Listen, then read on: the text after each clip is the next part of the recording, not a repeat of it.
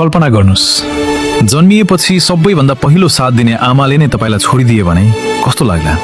जापानको चिबा प्रिफेक्चरमा जन्मिएको सानो बाँदरको बच्चा पन्छी जुलाईमा जन्मिएको केही समयमै उसको आमाले उसलाई त्यागिदिएछन्। ऊ एक्लो भयो।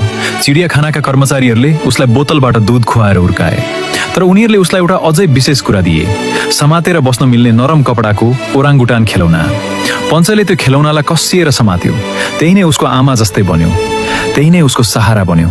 जनवरी 19मा उसलाई बाँदरहरूको समूहमा फर्काइयो, तर सबैले उसलाई सजिलै स्वीकारेनन्।